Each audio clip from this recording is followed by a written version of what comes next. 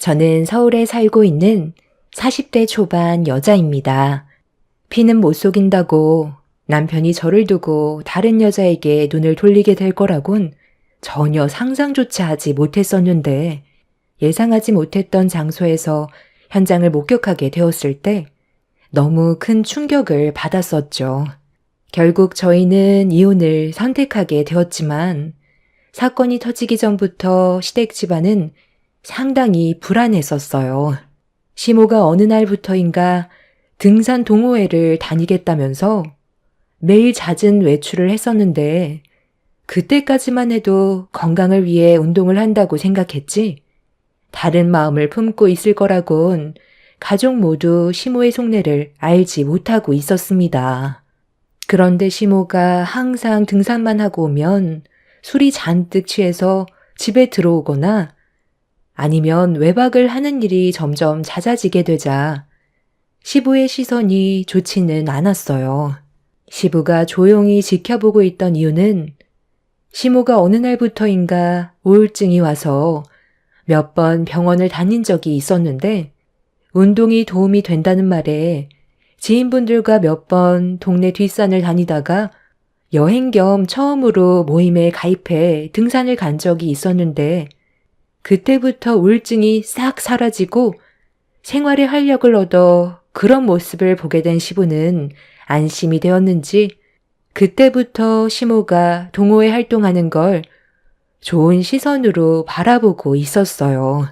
그런데 날이 갈수록 점점 도가 지나치는 행동들에 걱정을 하게 되었고 일주일에 3번 정도 나가던 등산 동호회 모임에 하루도 안 빠지고 일주일 내내 가정에는 신경조차 쓰지 않고 놀러만 다니는 모습에 결국 시부가 한마디 하게 되었죠. 일주일에 2번 정도만 다니면 어떻겠냐는 의견을 냈었는데 시모는 그 말을 듣자마자 노발대발하면서 흥분을 하더니 하루도 빠짐없이 참석할 거라고 화를 냈어요. 당신 우울증 고치려고 적당히 운동하라고 했던 건데 하루도 빠짐없이 동호회 활동을 하면 어쩌자는 거야? 집안일에도 신경 좀 써야 하는 거 아니야? 아유, 1~2살 먹은 나이도 아니고 알아서 챙겨 먹으면 되는 거지. 당신은 내가 또 우울증 때문에 힘들어졌으면 좋겠어. 이제야 인생을 즐기게 됐는데 이 좋은 걸 나보고 그만두라고? 아니면 나랑 같이 동호회 활동해 보던가. 어차피 당신은 일이 바빠서 시간을 낼 수도 없잖아. 그냥 나 좀 내버려 두면 안 돼? 엄마 때문에 지금 아빠가 얼마나 걱정을 많이 하고 있는 줄 알아? 정도껏 해야지. 너무 지나치면 집안에 균열이 생기게 되는 거라고. 너도 엄마가 다시 우울증이 재발하길 원하는 거야?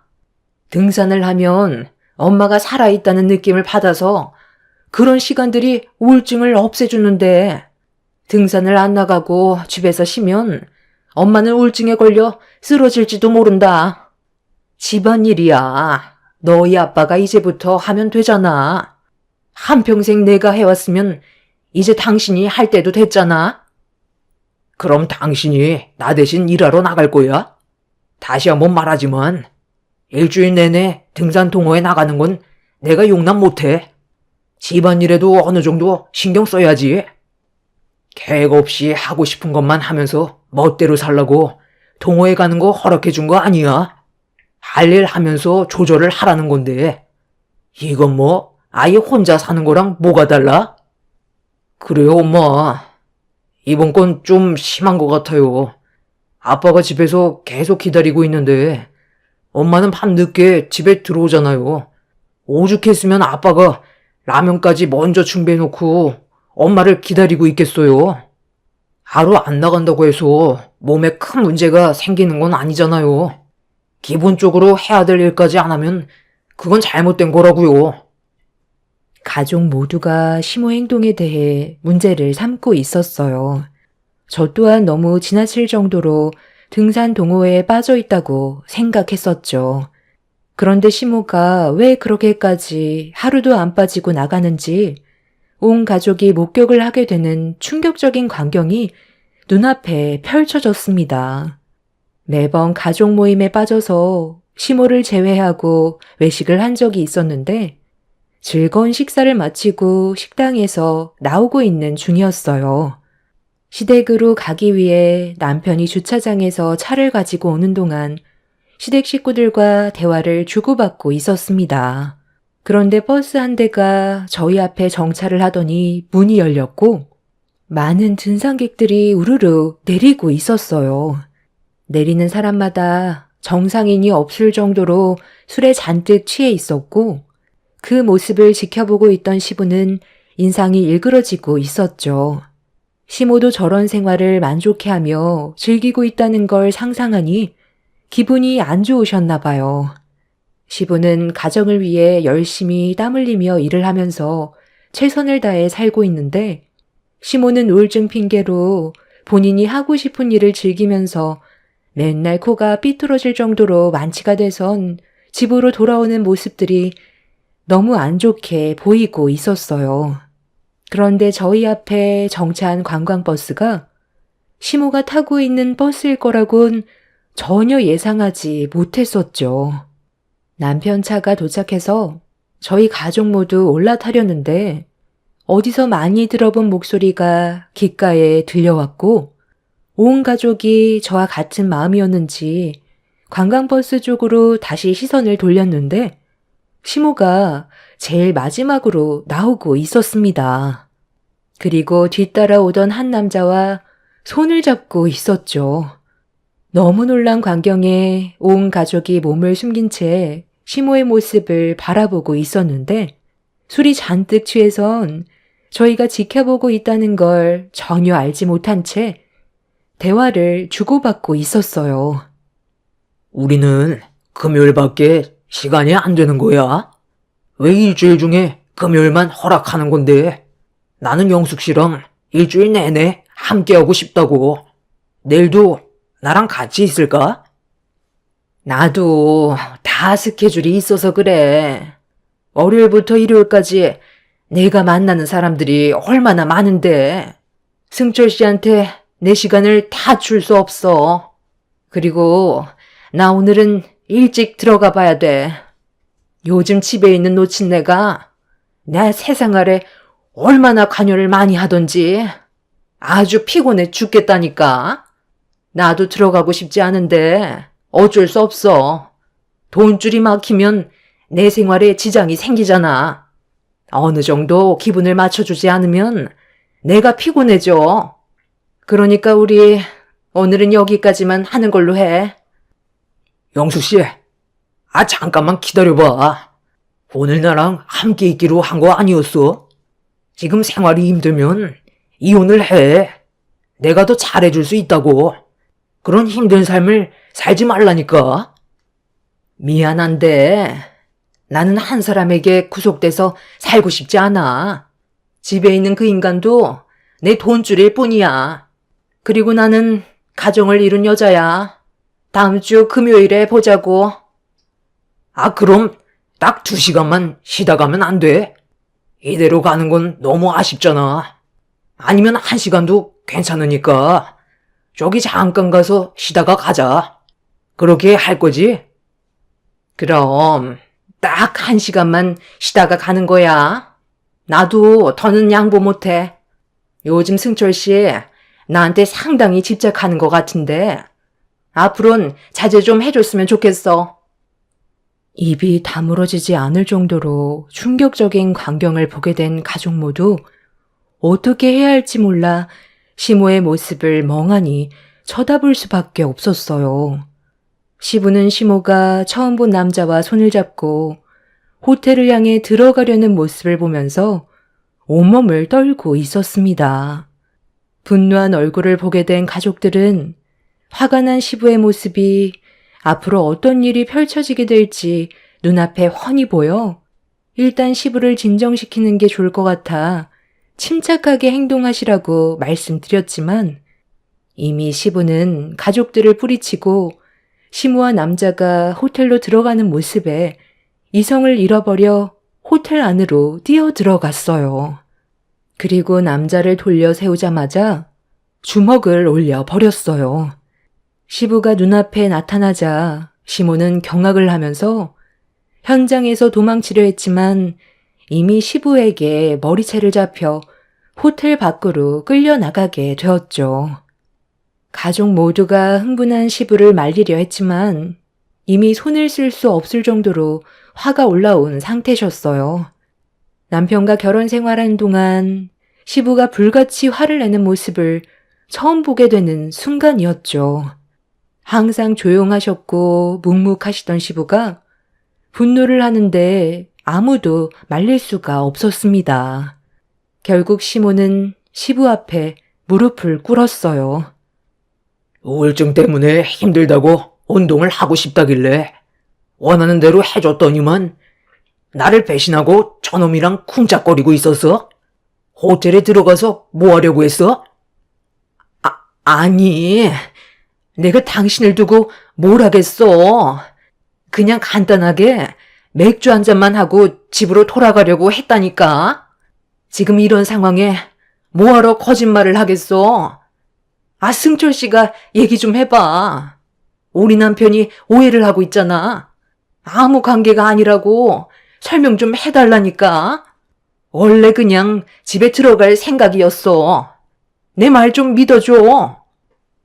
에이씨, 어차피 이렇게 된 거 그냥 다 터뜨릴게요.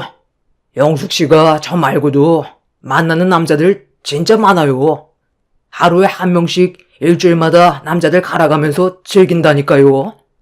남자들한테 워낙 인기가 많아서 그날 하루 같이 놀고 싶어하는 남자들이 얼마나 많은데요. 그쪽이 영숙 씨 남편 되니까 충고 하나 해주는데 여자들 겉모습만 보고 속으면 안 돼요. 얼마나 요물인 줄 아세요? 우울증이라고요? 제가 봤을 땐 그건 그냥 핑계지. 동호회 활동 편하게 하고 싶어서 우울증 얘기한 거라고요. 남자들 홀리는 재주가 얼마나 뛰어난 줄 아세요?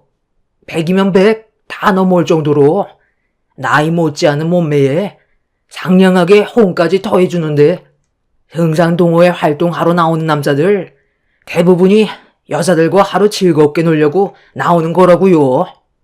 오늘도 얼마나 많은 남녀들이 짝을 잃었는데요. 그동안 얼마나 무관심했으면 영숙 씨가 어떤 생활을 하고 있었는지조차 모르고 있어요. 같은 남자지만 그쪽은 정말 인생 헛살은 것 같네요. 영숙 씨, 여기까지 와서 거짓말이야? 저희 매주 금요일마다 만나왔어요. 그쪽이 상상하는 이상으로 할 건 다 했으니까 고소를 하던 알아서 하세요. 이제 그만 영숙 씨 저한테 보내주시죠. 너 미쳤어? 네가 뭔데 남의 가정을 파탄내려 하는 건데 그동안 놀아준 것만도 감사하게 생각해야지.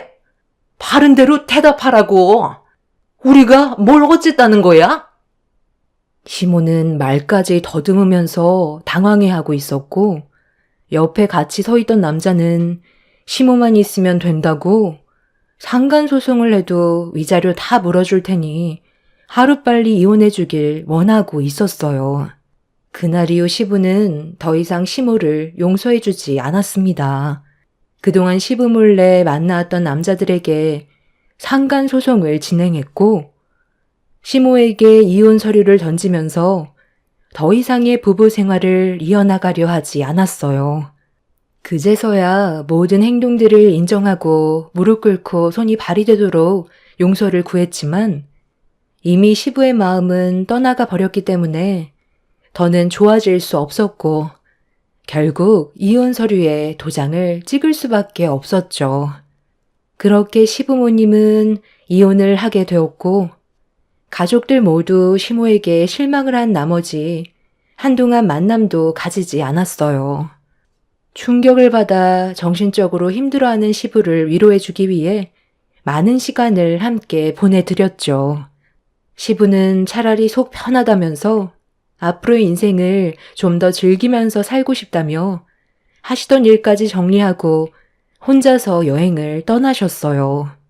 그 뒷모습이 너무 외로워 보였지만 저도 좋은 결정인 것 같아 시부를 응원했었죠.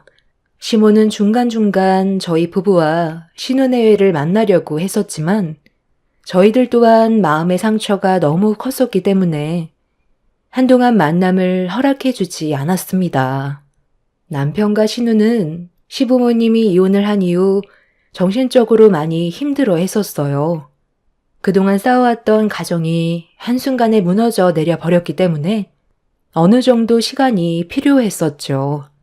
그런데 시모의 바람으로 상처가 아물기도 전에 또 하나의 사건이 터져버렸고 이 소식을 듣게 된 저희 부부는 너무 놀라 서둘러 신우네의 집으로 향했어요.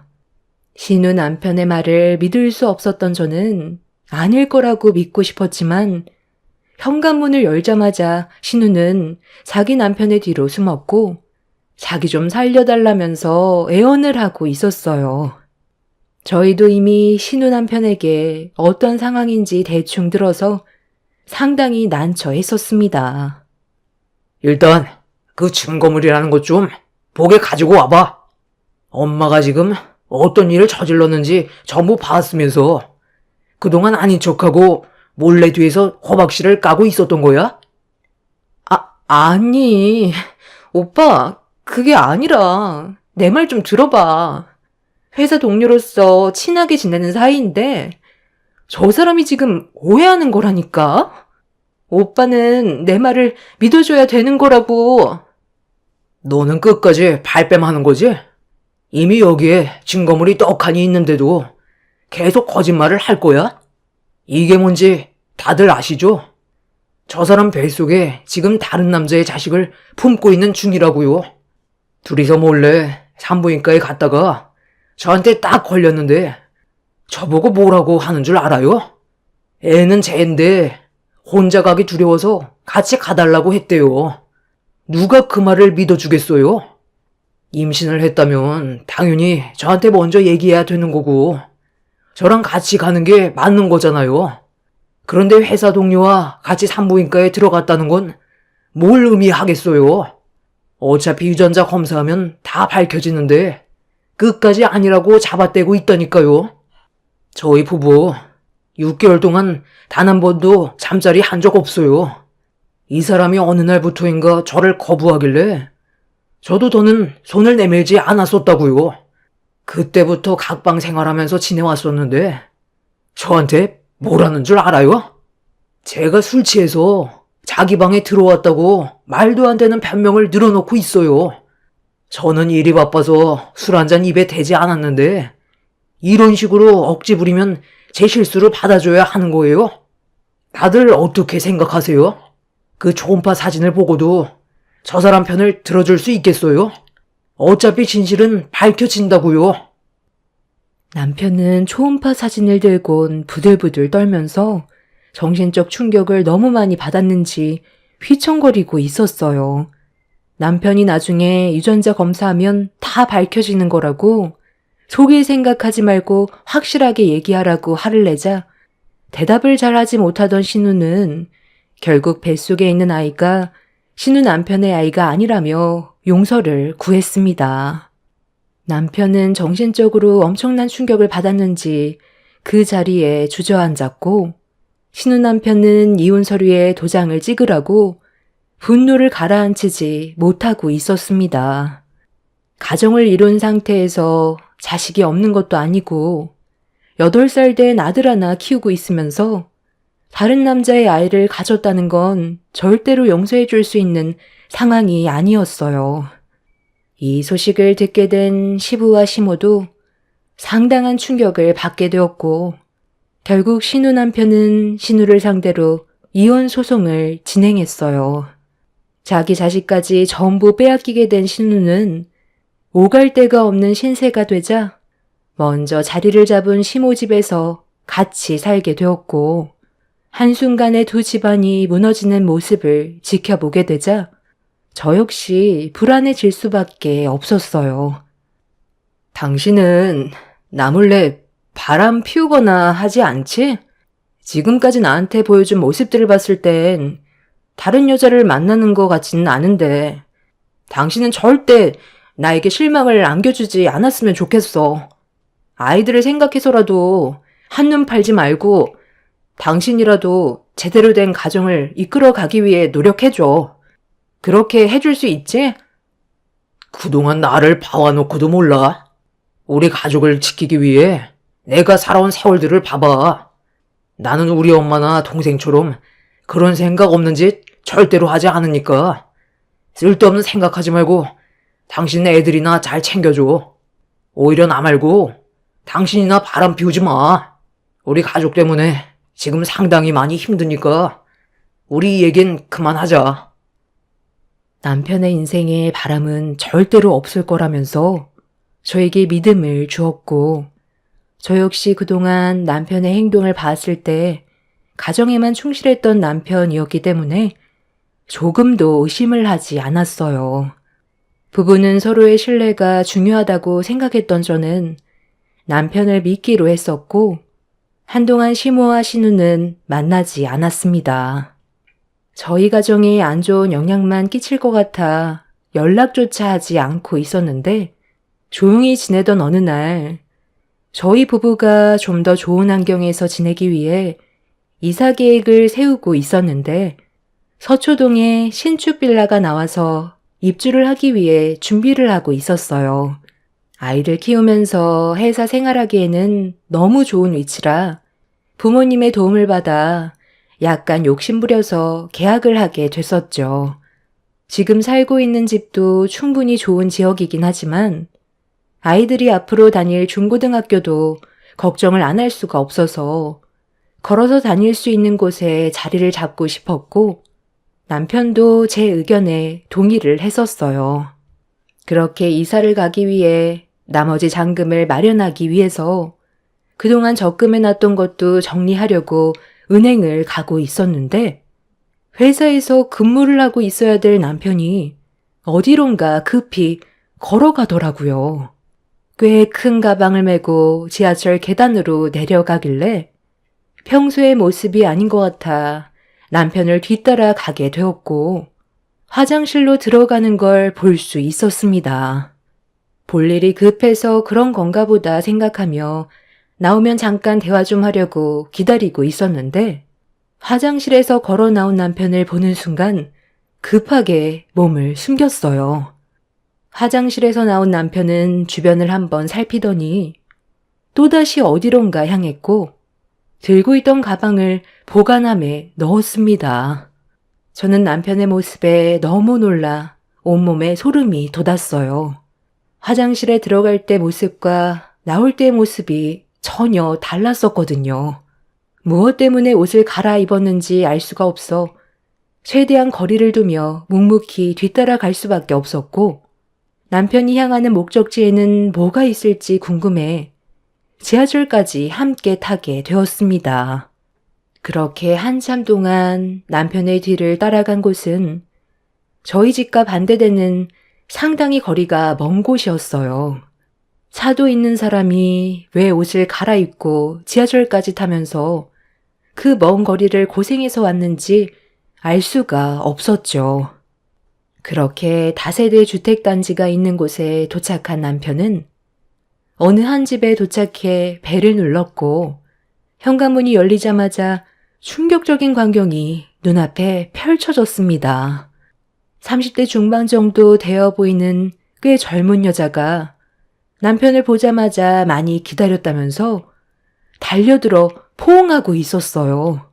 그 모습을 보는 순간 가슴이 철렁 내려앉았고, 저한테는 절대로 다른 여자를 만나지 않겠다고 약속을 했던 남편이 저에게 모든 걸 철저하게 숨기려고 옷까지 갈아입으면서 모든 흔적을 남기지 않으려 했던 모습들이 너무 큰 배신감을 느끼게 만들었습니다. 그런데 남편이 그 여자를 밀어내면서 심각한 얼굴로 대화를 이어나갔어요. 나 오늘 할 말 있어서 온 거야. 질질 끄는 거 별로 안 좋아하니까 바로 본론부터 얘기할게. 우리 이제 그만 만나는 게 좋을 것 같아. 이런 식의 만남 솔직히 서로를 무너뜨리게 된다는 거 알고 있지? 나중에 이 사실을 당신 집안 사람이나 우리 집 사람이 알게 된다면 서로에게 상처밖에 안 남는 거라고. 나도 그동안 당신을 진지하게 만나오고 있었지만 오리가 길면 결국 밟히게 되는 건 시간 문제야. 이 집도 서로의 집안에 걸리지 않으려고 마련한 거잖아. 밖에서 돌아다니다 보면 눈에 띌 수 있는 확률이 많아지니까. 그래서 우리 둘이 함께 할 수 있는 공간을 마련한 건데 여기도 안전한 것 같지는 않아. 내가 저번에 얘기했지? 우리 집안 지금 완전 쑥대밭이 되어버렸다고. 나도 우리 엄마랑 동생이 바람 피우고 있을 거라곤 상상도 못했는데 나까지 그 사람에게 상처를 줄 순 없어. 당신도 사랑하지만 나는 내 가정을 지키고 싶어. 나만 목 빠지게 기다리는 아이들한테 상처를 주고 싶지 않다는 거야.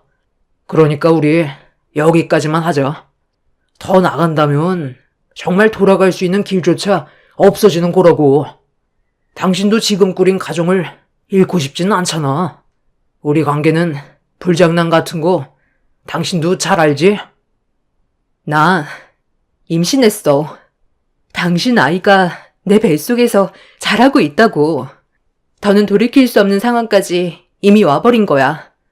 차라리 우리 새 출발하자. 뱃속에 있는 당신 아이와 다시 시작하는 거야.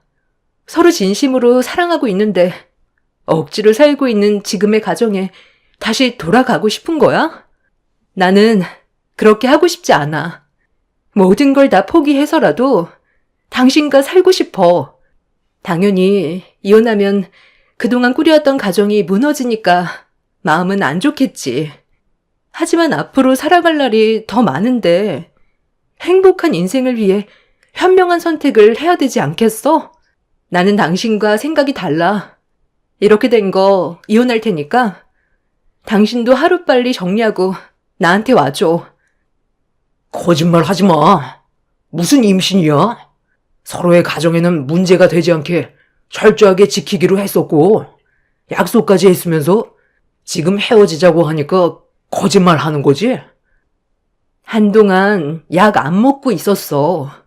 당신 아이를 낳고 싶어서 끊은 지 꽤 오래됐거든. 나중에 검사해보면 알 거 아냐. 내 뱃속에 있는 아이 100% 당신 아이야. 너 지금 여기서 뭐 하는 거야? 저 여자가 임신을 했다고? 나한테 절대 바람 같은 거 피지 않는다고 하지 않았어? 그럴 일 없으니까 무조건 믿어달라고 했었잖아. 당신이 어떻게 여기를 알고 온 거야? 잠깐 내 말 좀 들어봐. 뭔가 오해가 있는 것 같은데 얘는 내가 예전부터 알고 지낸 동생이야. 사정이 어렵다고 돈 좀 빌려달라고 하길래 오늘 돈을 좀 가지고 왔거든. 자, 여기 네가 말한 500만 원. 나도 가진 게 이것뿐이라 더는 도와줄 수 없으니까 다른 곳에서 알아보든지 해.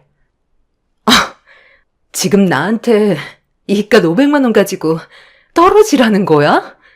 우리가 그동안 만나온 세월이 5년인데 500만 원으로 끝내자고? 어차피 잘 됐네.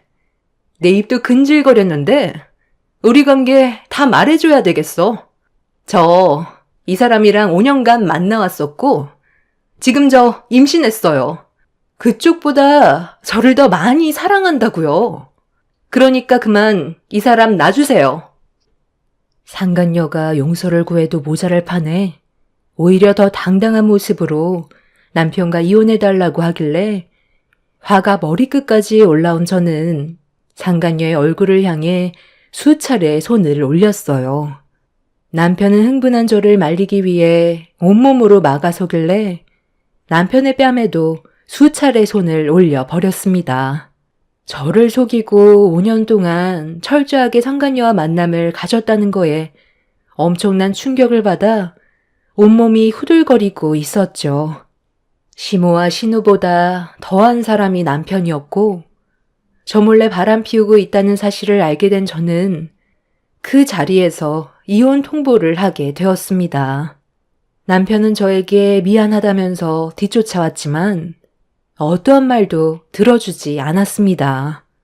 그렇게 눈물을 흘리면서 앞만 보며 걸어가고 있었는데 눈앞에 고시원이 보이길래 한동안 머릿속이 정리될 때까지 이곳에서 지내라며 나중에 다시 연락하겠다고 지금 살고 있는 집에 들어오는 순간 모든 게 끝나게 될 줄 알라면서 더 이상 따라오지 못하게 만들었어요. 남편은 고시원 앞에 서서 더는 저를 따라오지 않았고 맨정신이 아닌 상태에서 다시 살고 있는 지역으로 돌아오게 된 저는 계약한 집을 해지하려고 부동산으로 들어갔어요. 남편과 이혼을 하게 됐는데 계약한 집에서 살아갈 이유가 없기 때문에 계약 해지를 하기 위해 사정을 얘기하면서 포기하겠다고 대화를 하고 있었습니다. 그런데 부동산 문이 열리더니 시모와 신우가 고개를 내밀며 부동산 안으로 들어왔어요. 저는 어느 정도의 위약금을 감수하면서 계약 해지를 위해 서명을 하고 있었는데 시모와 신우가 제 옆에 앉더니 상황 파악을 못하고 곧 신축 빌라에 입주하는 줄 알곤 입주 날짜까지 정하면서 저를 보며 가족끼리 복잡거리면 좋은 거 아니냐고 같이 살길 원하고 있었습니다.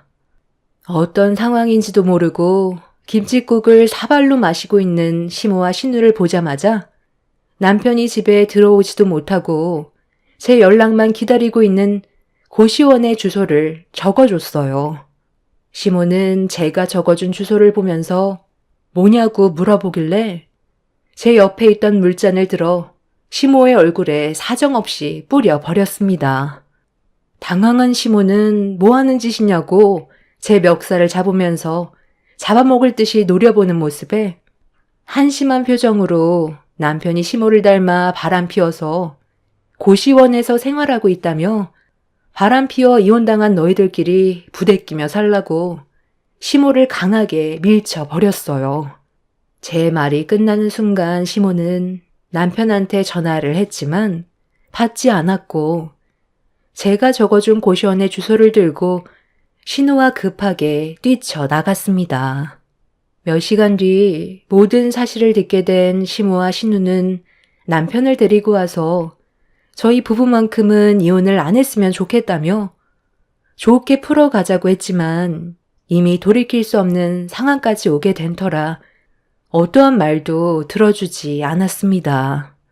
저는 남편과 상간녀를 상대로 소송을 진행했고 이 사실을 알게 된 부모님께서 이름 있는 변호사를 선임해 제가 받은 상처에 대해 법적 처벌을 진행했어요. 정신적 손해배상, 위자료와 재산 분할은 저에게 중요하지 않았습니다.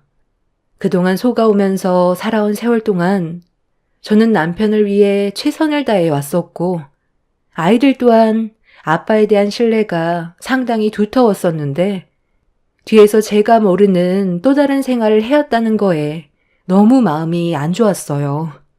아이들이 받은 상처도 상당히 컸었죠.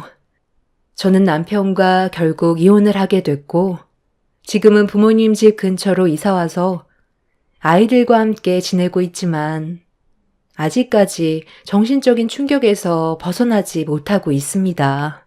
최근에 들리는 말로는 상간녀의 뱃속에 있는 아이가 유산이 됐고 전 남편이 만나주지 않으려 하자 해선 안 될 행동까지 저질러서 깨어나지 못한 상태까지 왔다는데 서로 북치고 장구치고 아주 생쇼를 모습이 참 한심스럽더라고요.